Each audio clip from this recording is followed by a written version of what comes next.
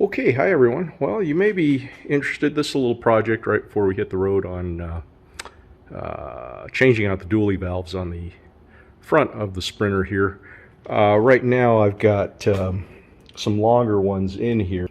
They were great, except that the TPMS sensor actually hit on the wheel up here, just right inside here. So I'm going to try a little bit shorter one and see if that gives me better results. I also noticed upon taking these out that the installer actually pinched the gasket down here, and these were quite loose when I took them off. So we're going to correct all those situations. The new one comes with a one-piece rubber gasket, but that gasket is really tight in this particular hole, so I'm going to have to go back with the split ones, and I've got a new set of those from the tire shop. Alright, and as you can see, I've got the two pieces in there, made sure that there's no kinks in that rubber gasket. I've got the metal pieces in there appropriately. Put a little drop of blue Loctite on there, and that should hold it.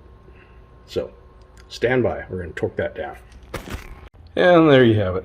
Nothing to it, just nice and snug in there. I think the spec is about 55 inch-pounds.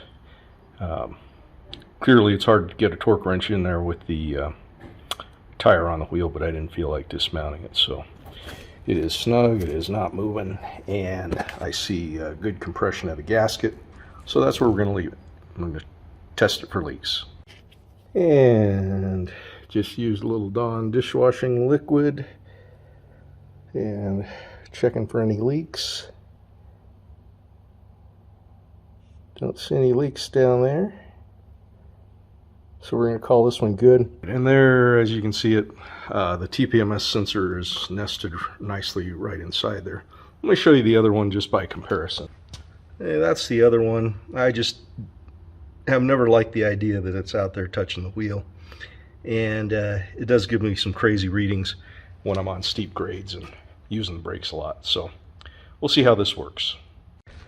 As I was rotating these front tires, I noticed that someone had posted something about losing one of these center caps on the front end. And so I pulled off one side, and it was correctly done. This was on the passenger side originally. The one on the driver's side actually had this retaining ring in there, but notice how it's come apart. And it was actually on the outside. It was on the wheel side, which is the wrong side.